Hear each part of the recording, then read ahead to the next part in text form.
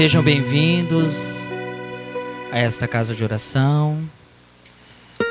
E vamos pedir a espiritualidade no primeiro momento que possa nos ajudar, que possa nos abençoar por estarmos aqui. Agradecer imensamente a Jesus, o governador da terra, por conceder essa oportunidade de nós estarmos mais uma vez na casa espírita para buscar um conhecimento e também para dividi-lo. E o Evangelho da noite, a convite do Flávio, seria o capítulo número 21, haverá falsos cristos e falsos profetas.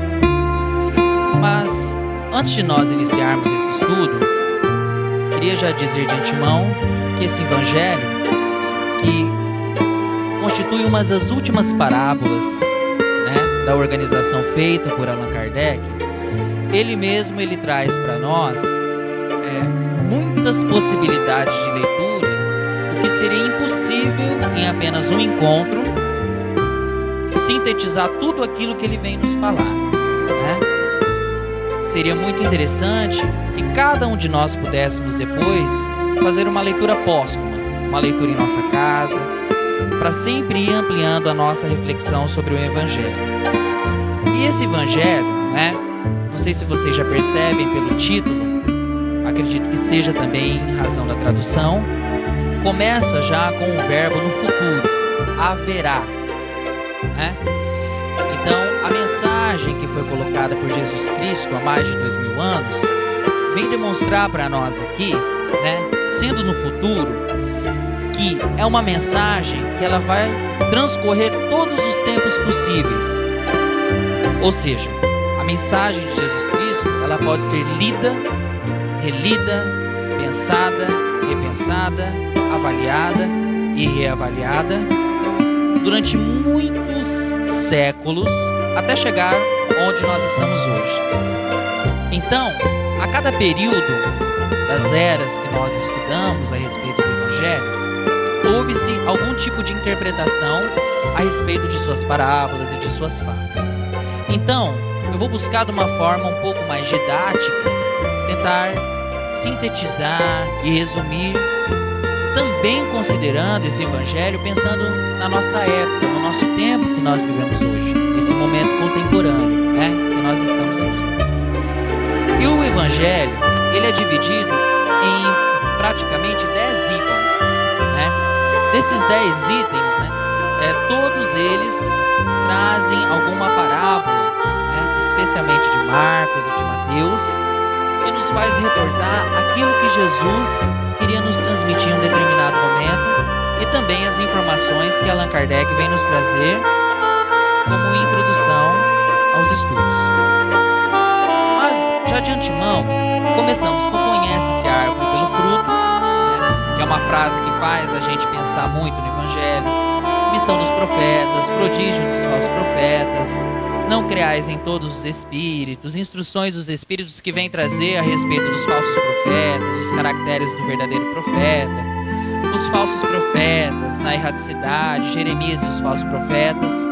Mas por que também Allan Kardec fez todas essas divisões possíveis se nós formos trazer para a nossa época de estudo, Porque na realidade, como Chico Xavier fala um dia na década de 70, em relação ao Espiritismo e à vida, nós já temos muitas informações, mas nós temos poucos intérpretes, poucas pessoas que realmente tenham vontade de interpretar aquilo para a vida. Então, às vezes nós viemos ao centro e nós somos convidados a começar a interpretar esses evangelhos em nossas vidas como uma prática. Então veja bem, interpretar o evangelho em vida quer dizer o quê? Que nós assimilamos em pensamento aquilo que nos é passado, refletimos, colocamos isso como uma forma à disposição em nossa vida, para que nós possamos um dia transformar aquilo que nos é repassado em hábitos, e esses hábitos em práticas sociais que vão mudar a nossa realidade. E pensando nisso daí, nós vamos ver que é um dos últimos sermões do Sermão da Montanha, E retomando aquilo que Mahatma Gandhi falou um dia, que é uma frase muito interessante, que eu não vou dizê-la por completo, mas que ele disse o seguinte, que se todos os documentos religiosos do mundo eles fossem destruídos por algum motivo, se todas as estruturas religiosas fossem abaladas por algum motivo, e nós tivéssemos ainda os escritos do Sermão da Montanha, então toda a humanidade ela ainda estaria a salvo onde quer que esteja. Então quando ele vem dizer isso, ele vem retratar para nós a importância do Sermão da Montanha, não é? Que na realidade o sermão não é algo negativo, pelo contrário, todas as vezes que Jesus ele trazia a fala dele para nós naquele período, era justamente pensando na possibilidade de nós, a cada situação ou a cada encarnação, irmos interpretando e afunilando melhor esses conhecimentos para a nossa vida. E pensando nisso, né, ele marca com muito cuidado, especialmente quando ele fala que haverá falsos cristos e falsos profetas, porque muitos na sociedade acabam agindo como verdadeiros vendedores de ilusões. O que quer dizer isso? Não sei se vocês têm percebido, mas a nossa sociedade ela tem passado por um grande avanço de informações. Hoje, nós podemos nos comunicar de uma forma muito rápida, transmitir fotos de uma forma muito rápida para qualquer lugar do planeta, sem termos a menor dificuldade. A mídia televisiva, as músicas, as informações que nos são colocadas hoje cabem em um micro pendrive. Então, todas essas evoluções que vieram junto com a sociedade, vem trazer para nós também formas de nós pensarmos que existem outros pontos que ainda precisamos desenvolver. O que estou querendo dizer com isso? Que tecnologicamente e intelectualmente nós evoluímos muito, mas ainda no traçado espiritual, a gente percebe que nós precisamos um pouquinho mais de atenção pelas próprias atitudes e exemplos que a humanidade vem nos trazendo, como nas violências, nas questões econômicas e políticas, não é? Então, realmente, nós evoluímos em muitos pontos, mas nem sempre a nossa inteligência evolui no mesmo momento em que os aspectos morais. E por muitas vezes, quando nós passamos por essa velocidade que o mundo tem nos cobrado, cada vez mais nós somos sujeitos ainda falhos, porque nós estamos num mundo de expiação e prova. Nós começamos então a passar por determinadas dificuldades, determinadas carências na nossa vida, determinados pontos que às vezes parece que nos fazem mais incompletos do que completos em relação a muitas coisas. E aí é quando nós buscamos as soluções das amarguras, das dificuldades, dos nossos problemas, às vezes em pessoas, às vezes em instituições, às vezes em autoridades, às vezes em locais que nós colocamos como um ponto que vai nos ajudar à melhoria, mas que nem sempre nos ajuda realmente. E quando isso acontece, Jesus vem nos atentar para essas ilusões em relação à vida que nós poderemos ter. Por quê? Nessa vida apressada, em que a nossa sociedade está mais preocupada em ter do que ser, não é? Estamos preocupados em ter um carro, em ter um casamento, em ter uma casa. A mídia tem divulgado isso, em ter saúde, mas não em ser algo para a nossa sociedade. E aí nós acabamos nessa preocupação do ter, buscando questões que às vezes possam nos levar a determinadas ilusões. Então Jesus, como ele era cosmovidente, ele já percebia isso desde a antiguidade, que isso aconteceria, e que as pessoas então em um determinado momento cansadas, inseguras, sentindo-se fracas, frágeis, vão acabar procurando um amparo a alguém ou em alguém, né?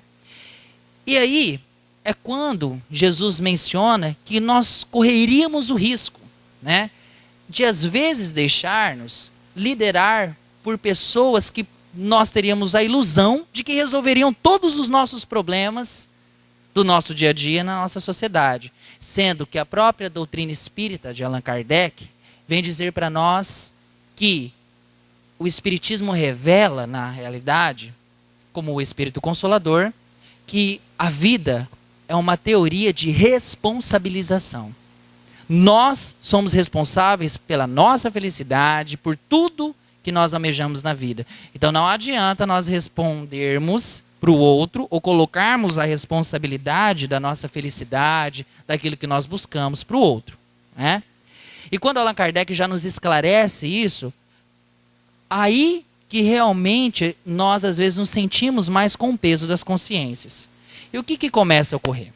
O Evangelho ele vem reforçar para nós, para a gente observar sobre esses riscos, né, que são dedicados a essa questão, e vem, através daqueles 10 itens, denunciar para nós como, às vezes, nós corremos os riscos de nos expor a essas ilusões, né, a partir daquilo que nós lemos, daquilo que nós ouvimos e daquilo que nós somos influenciados, seja por amigos encarnados, ou seja, também por irmãos desencarnados. Porque, na realidade, se nós formos pegar a evolução, né, dos estudos da psicanálise, nós começamos a perceber que muito do que nós pensamos, muito do que nos constitui enquanto sujeitos que compõem uma sociedade, é feito também pelo olhar do outro. Nós nos arrumamos para o outro, nós nos preparamos para sair por causa do outro. O outro delimita se nós estamos bem vestidos, se nós somos bonitos, tanto que nós perguntamos isso para outras pessoas. Infelizmente, ainda nós buscamos essa necessidade e nós nos enxergamos e nos constituímos muito pelo olhar daquilo que o outro fala para nós. Isso é perfeitamente normal, né? Ainda no momento que nós estamos. E esse processo de influenciação no nosso convívio, ele deve ser alertado.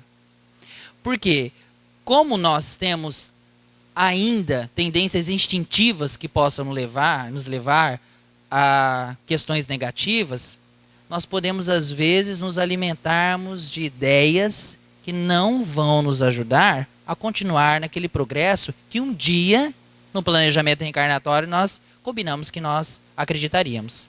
Então, o Allan Kardec ele vem trazer para nós uma proposta, né, da gente conseguir identificar todos seria praticamente impossível, mas pelo menos aqueles que estão mais próximos, que nós podemos identificar como falsos profetas, que eu vou trazer para vocês alguns exemplos, e que possam atrapalhar a nossa trajetória rumo à felicidade. Lembrando que a felicidade ela é uma conquista, não é algo que se encontra em alguém, em uma pessoa, e nem por aí, não é? E pensando nisso daí, eu trago aqui uma frase de Hamed, que eu acho muito interessante, que ele fala, ó, as ilusões que criamos servem-nos de certa forma de defesas contra nossas realidades amargas. Embora possam, por um lado, nos poupar das dores momentaneamente, por outro, nos tornam prisioneiros da irrealidade. Para possuir uma mente sã, é preciso que tenhamos a capacidade de aceitação da realidade, jamais fugindo dela. É imprescindível discernir o que queremos forçar que seja realidade daquilo que verdadeiramente seja realidade. Porque nessa obra, As Dores da Alma, psicografada por Santo Neto, isso daí vem nos dizer a nossa busca pelo ideal.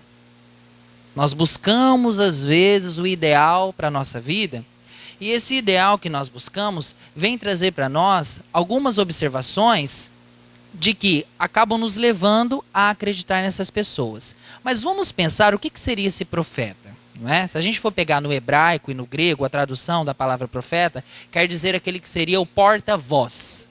Porta-voz, então, seria uma pessoa, ou uma instituição, ou uma mídia televisiva, ou uma música, ou alguém que pudesse transmitir para nós alguma informação que nos levasse a acreditar ou nos esperançar que muitas coisas podiam ser diferentes e que nos poderiam também vender ilusões.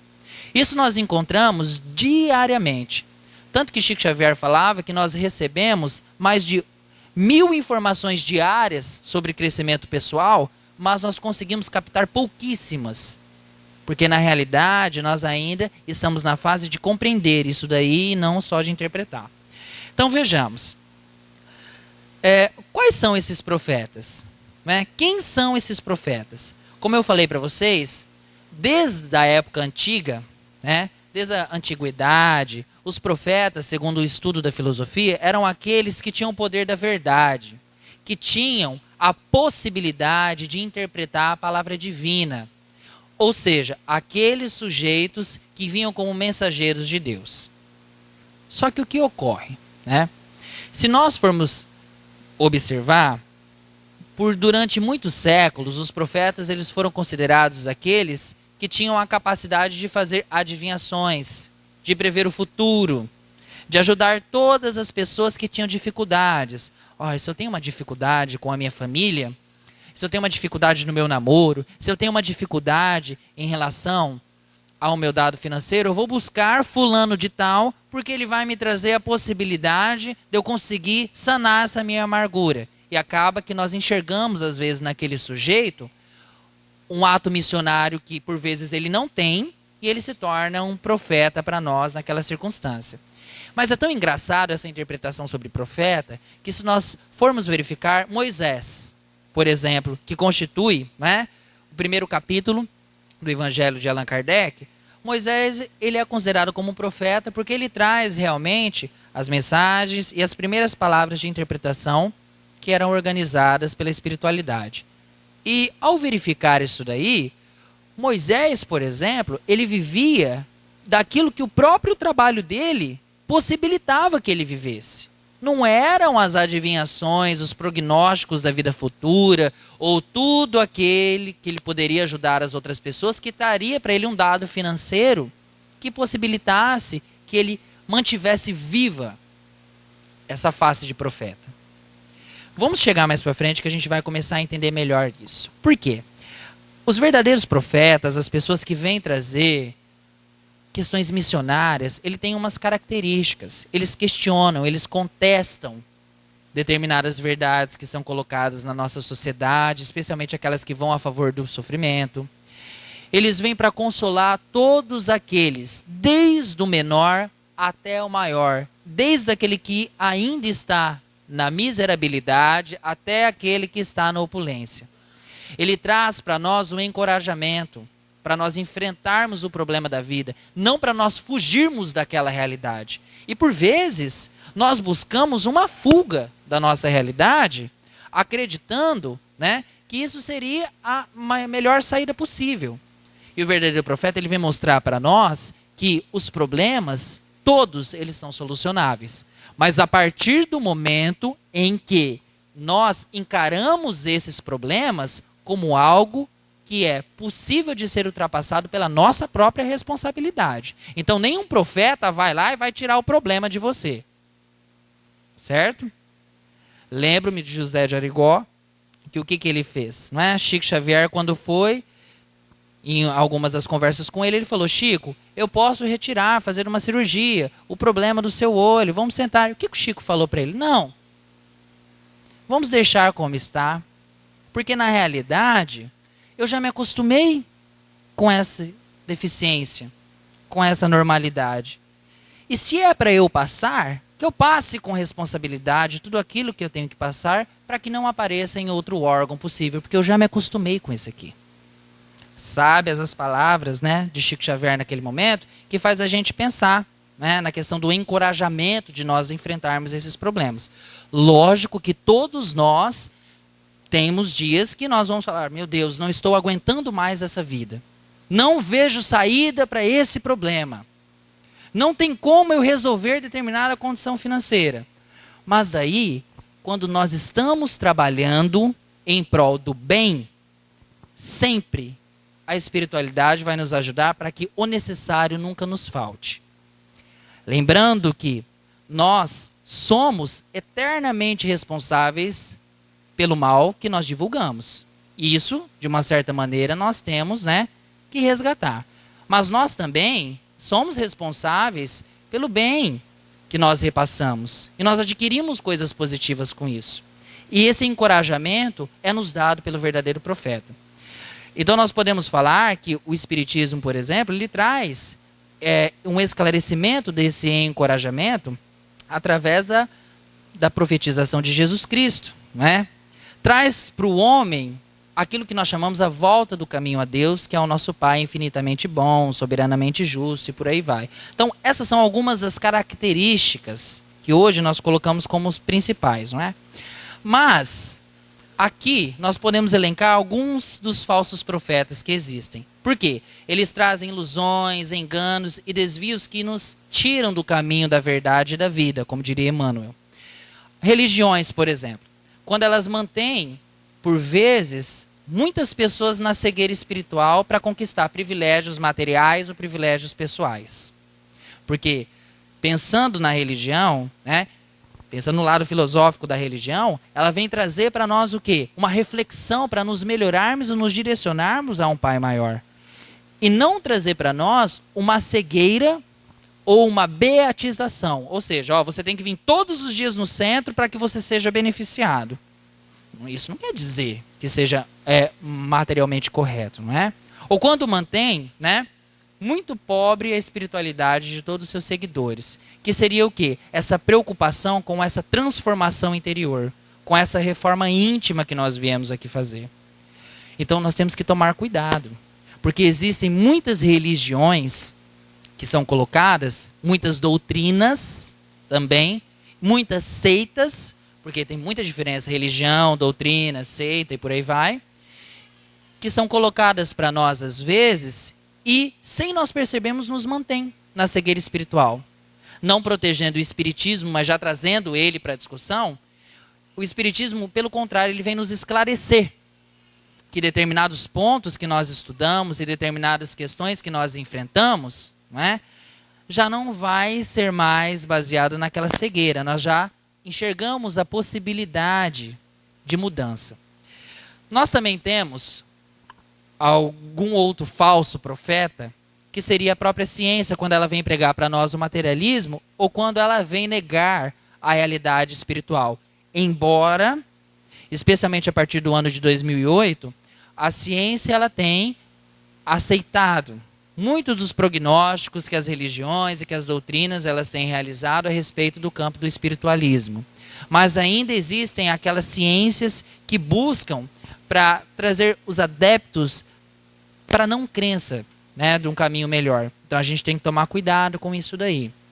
A política também é um falso profeta, porque ela às vezes promete coisas que não planeja cumprir, às vezes sustenta pessoas que funcionam na base de uma mentira e na produção de ilusões.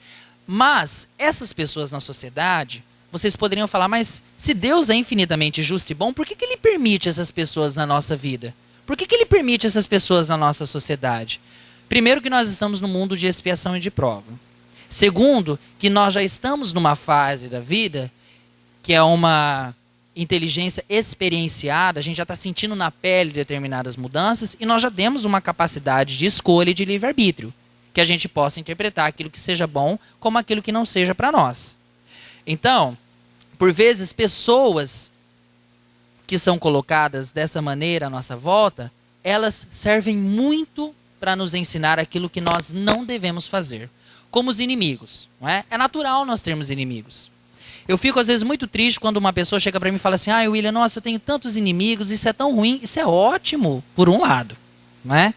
Desde que você não seja aquele que proporciona a inimizade. Ter inimigos é normal. O que não é normal é você promover essas inimizades contra essas pessoas. Porque nós estamos num mundo de expiação e de provas em que, às vezes, os inimigos, eles falam para nós aquilo que um amigo não teria a coragem de nos revelar. Então, ele é o ponto difícil que nós precisamos melhorar no nosso caminho. Por isso que coloca-se em vários evangelhos as boas-aventuranças para nós entendermos depois, na prática, aquilo que nós devemos considerar como algo importante. Então, na realidade, às vezes as pessoas perguntam, nossa, mas o que será que eu tenho que melhorar? Se a gente for seguir as ideias de muitos livros espíritas, de muitas obras que foram psicografadas por Chico Xavier, nós vamos pensar, nós precisamos melhorar justamente aquilo que me desanima, aquilo que me incomoda nas outras pessoas. É aquilo que nós temos que melhorar. Porque aquilo que já não me incomoda, quer dizer que eu já passei por aquela fase, que eu não tenho mais essa dificuldade em seguir aquilo lá. Mas, vamos em frente ainda. Porque existem também muitas casas espíritas, né, onde vendem a mediunidade como algo comercializado, né, ou por troca de presentes. Isso é muito complicado. Por quê? Primeiro que a mediunidade é algo muito antigo à humanidade. Ela não surgiu com o Espiritismo. O Espiritismo a utiliza como objeto de estudo para nos explicar a questão dos fenômenos mediúnicos que ocorrem, especialmente nos livros de Allan Kardec, quando ele vem trazer para nós o livro dos médiuns, o livro dos espíritos, o céu e o inferno, que vai nos desmistificar alguns fenômenos que nós achávamos que eram milagres ou prodígios. Então, algumas casas espíritas, né, ou que se consideram espíritas, elas trazem ali uma mediunidade em que às vezes nós deixamos nos enganar. Como que funciona? Já ouvi muito isso. Olha, eu vou em determinada casa espírita, vou dar o exemplo do Flávio, né? Eu vou tomar passe com o Flávio, porque o Flávio que é bom para dar passe aqui, no centro espírita, porque ele que tem a mediunidade que vai resolver meu problema, né? Ou então, eu vou na determinada casa espírita, eu vou fazer uma entrevista fraterna, porque aquela pessoa vai receber alguém que vai me falar tudo aquilo que eu preciso resolver na minha vida. E aí onde nós vemos que às vezes a mediunidade ela se torna uma troca, algo comercializável. E não é essa a função da mediunidade, de maneira alguma. Ela veio para acalentar os corações. E a partir do momento que o sujeito ele utiliza dessa mediunidade para ele se beneficiar de algo próprio, para ele ganhar financeiramente alguma coisa, aí isso já passa para uma outra fase. Por quê? Todos nós somos dotados de mediunismo, que é uma capacidade de sensibilidade. Só que cada um tem a sua possibilidade de desenvolvimento. Alguns de uma maneira mais ostensiva, outros de uma maneira menos ostensiva. Mas nós não podemos enxergar a mediunidade como uma única salvação.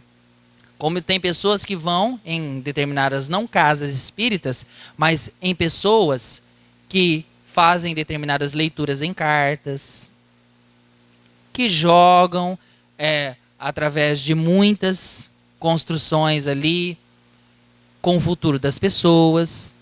E por vezes essas pessoas elas vão às vezes se iludindo. Vou citar um exemplo para vocês. Havia um irmão que ele estava passando por uma dificuldade financeira muito grande. E aí ele foi e procurou uma casa espírita. Porque diziam que aquela casa espírita, se ele conversasse com o médium X, ele conseguiria alguma dica para solucionar o problema. E aí foi quando ele se direcionou a essa casa espírita e esperou durante parcas 2 horas. E lá, quando ele conseguiu conversar com esse irmão, o irmão chegou para ele e ele falou: olha, eu estou passando por uma dificuldade muito grande, eu já não sei o que fazer, eu preciso melhorar economicamente, o que eu tenho que elaborar, né? E aí, aquele irmão que se encontrava mediunizado, foi e explicou para ele o seguinte: olha, amanhã você vai e joga um número X, Y e Z na loteria. Mas eu não tenho dinheiro para jogar isso daí. Venda o que você tem e jogue porque você vai ganhar. Isso é uma certeza. Envaidecido, né, naquela crença de que pelo fato daquela mediunidade estar sendo presente ali, o que ele fez? Ele foi e vendeu algumas de suas coisas e durante várias semanas ele continuou a jogatina.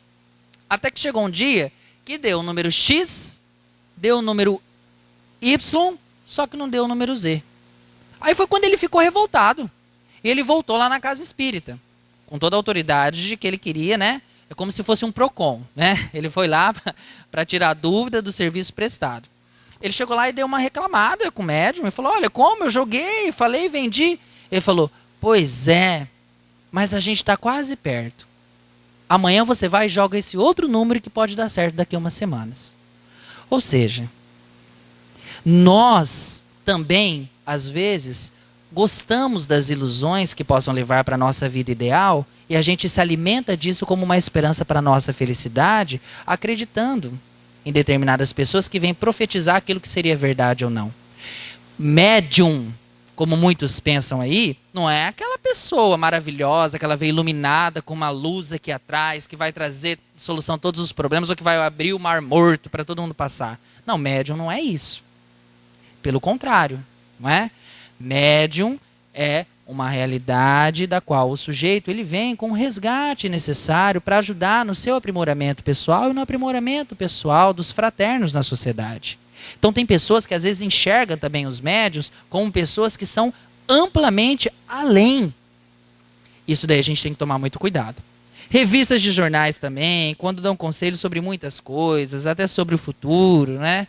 Quando dirige a nossa busca pela felicidade, o consumo, e a gente segue aquela receitinha de como se portar com o marido, de como se portar com a mulher, de como conversar com o namorado, né?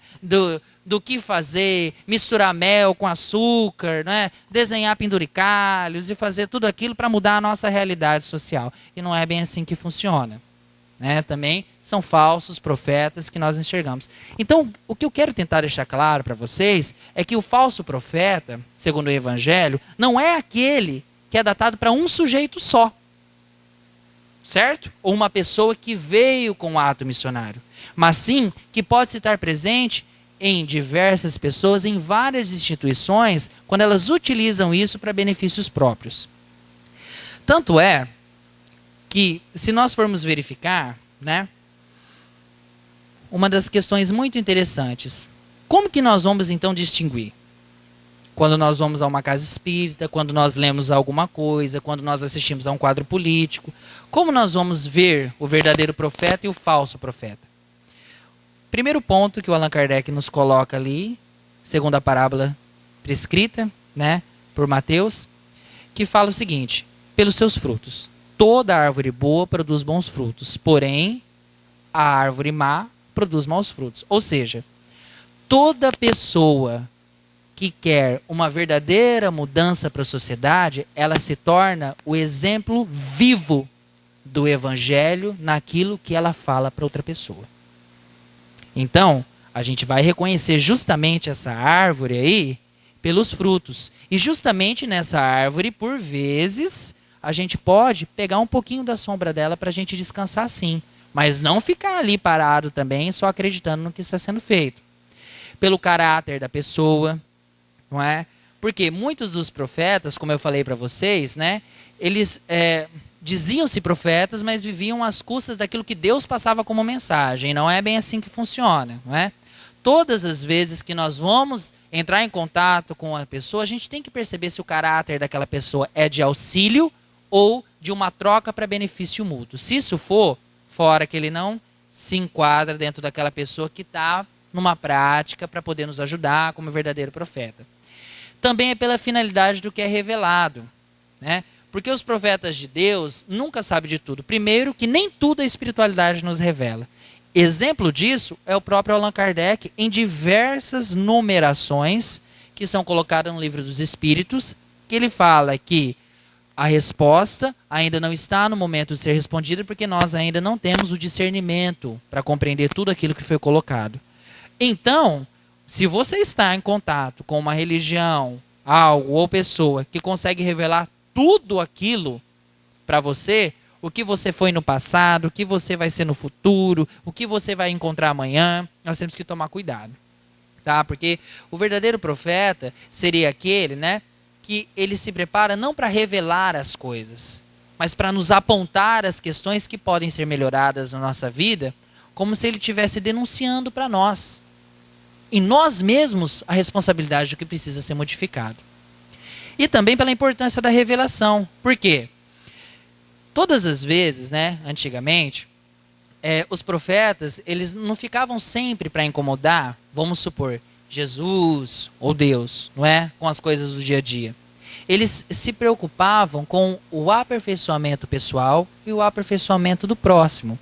Por isso que o Evangelho traz até para nós: amar o próximo como a si mesmo. Primeiro eu me amo, depois eu amo o próximo, para eu ter a capacidade de amar quem são considerados como inimigos, não é?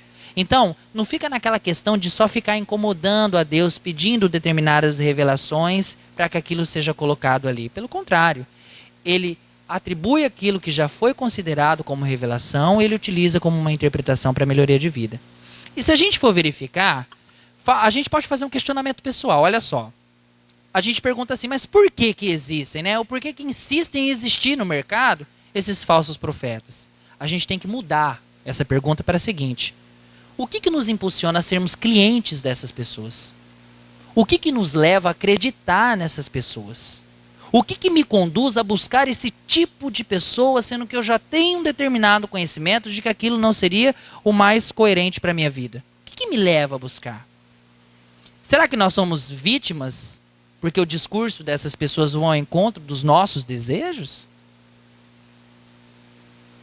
Será que Jesus, quando ele quis nos alertar, é justamente para mostrar para nós que nós temos determinadas fraquezas e que essas fraquezas estão baseadas especialmente no orgulho daquilo que nós desejamos como algo ideal para nós? Porque se Jesus foi a sapiência encarnada, não é? Com certeza ele saberia que muitos ali interpretariam. E como hoje ainda nós interpretamos dessa forma.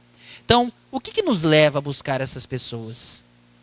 O que que nos leva a acreditar, às vezes, em mediunidades que, por meio de barganha, vêm nos trazer determinadas revelações? E revelam justamente aquilo que nós queremos. Olha, eu estou passando por uma situação muito difícil com o meu marido. Eu acho que ele está com outra pessoa. Eu acho que ele está desposando-se com outra pessoa. A pessoa fala, sim, ele está. Aí você acaba escutando aquilo, você se dota de razão, pronto, o seu desejo naquele momento foi atendido. Então os falsos profetas, eles são apenas depositários desses desejos. E quanto mais nós nos preocupamos com esses desejos, nós nos afastamos do caminho correto, do que é para nos ser colocado. Tá? Só que esse caminho não é igual para todo mundo. Mas o caminho em direção à felicidade é um só, que é por meio da melhoria pessoal e da prática da caridade. Porque a prática da caridade, a exemplo, já aproveitando o ensejo para explicar, a caridade, o que seria a caridade? A caridade é um sentimento divino. Mas aí a gente pensa, o que seria beneficência? Beneficência é quando eu materializo essa caridade em alguma atuação minha, alguma ação minha. Então, para a gente chegar num nível da caridade, que seria aquilo que esses profetas teriam como princípio, que seria ajudar o próximo, não é? Aí sim, nós deveríamos nos perguntar por que a gente busca determinadas pessoas, não é? E aí, como nós convivemos nas ilusões, mais uma vez Hamed ele traz uma questão muito interessante. Quais são essas ilusões principais que nós estamos vivendo? A ilusão da posse material, que proporciona uma felicidade passageira, porque nós, às vezes, sentimos prazeres pessoais por coisas pequenas que nós ganhamos. E aí, quando aquela coisa já não nos satisfaz mais, nós temos que buscar coisas maiores. Essa busca é incessante. É isso que a gente tem que estudar. O poder da fama, que pode garantir um amor ilusório. A força bruta, não é? Que às vezes a gente pensa que protege da agressão. A prática sexual sem limites, que traz uma gratificação para o sujeito de uma maneira integral. São ilusões que vão trazendo na nossa vida uma maneira de enxergar amarguras que vão se tornando depois, e aí nós temos que buscar determinadas pessoas para tentar modificar ou ainda realizar esses nossos desejos. E aí o Hamed fala que quase sempre desenvolvemos essas ilusões na infância com nossos pais, professores, outros parentes, como sendo reais ensinamentos quando em verdade não passam de crenças distorcidas de indivíduos que tinham dinheiro e sexo, por exemplo, com divindades supremas. Mesmo quando crescidos e maduros, sentimos medo de abandoná-las, não é? Porque às vezes é aquilo que nos alimenta. E por aí nós vamos, né? Que toda a vida, ela sendo animada ou inanimada, não é? Nós vamos passar por determinados sofrimentos, sim. Porque o sofrimento, ele é o nosso maior amigo. A dor é a nossa maior amiga. Foi muito difícil para eu assimilar isso daí. E é muito difícil para nós assimilarmos. Por que é a nossa melhor amiga? Porque é através dela que eu me movimento para evoluir.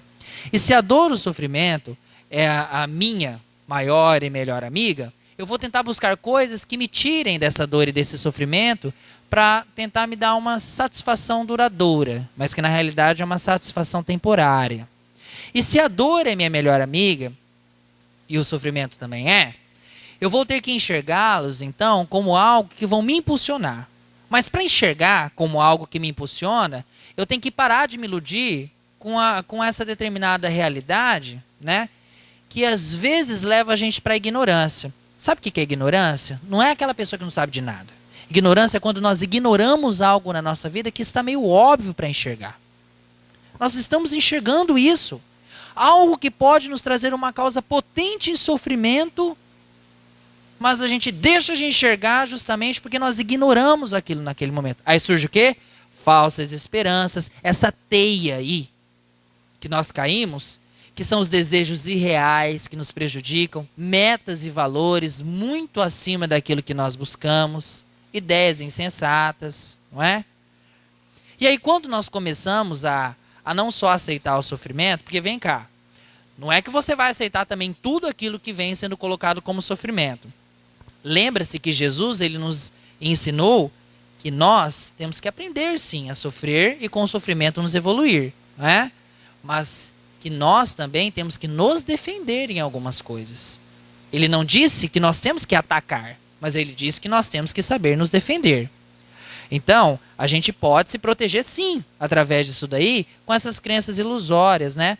E ter a nossa dignidade, em acreditar em coisas diferentes, né? E aqui, nesse slide, para a gente ir finalizando, tá? A gente pensa, mas que tipo de profeta então eu estou buscando hoje, nesse momento que nós estamos vivendo, que é mais do ter e do ser, que é da velocidade do que da lerdeza, como muitos colocam, não é? Nós às vezes acordamos correndo, fazemos as coisas correndo, não conseguimos fazer tudo aquilo que nós queríamos, que às vezes a gente queria que o dia fosse com 48 horas para conseguirmos estabelecer as nossas metas. E aí quando nós não conseguimos esses desejos, vêm as amarguras, aí nós vamos buscar soluções para isso, não é? Então nós temos dois tipos de circunstâncias. Há pessoas que buscam profecias sobre recursos materiais e tem pessoas que buscam profecias sobre o poder, tá? E por que isso daí acontece?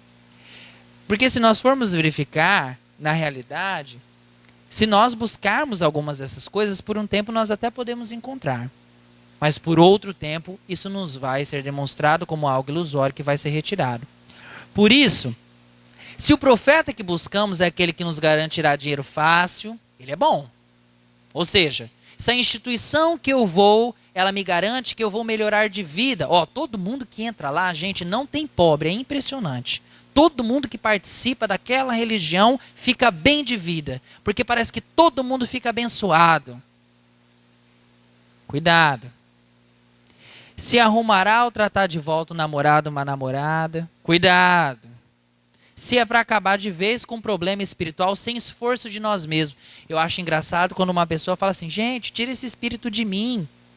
Né? Primeiro que o espírito não entra dentro, né? Porque Allan Kardec já falou em 1852, na Revista Espírita, ele já trocou, no processo de obsessão, a palavra possessão por subjugação, justamente para a gente não pensar que o espírito fica dentro do corpo da gente possuído, porque isso não é. Não é verdade? Então, às vezes, nós vamos lá, em alguma religião, algo do tipo, olha, eu quero resolver meu problema espiritual. Então tudo bem, vamos lá, vamos balançar uma castanhola, vamos resolver esse problema, você não vai ter esforço nenhum, você não precisa se melhorar em nada. Nós vamos retirar esse irmão próximo a você. A gente tem que tomar cuidado com isso, não é?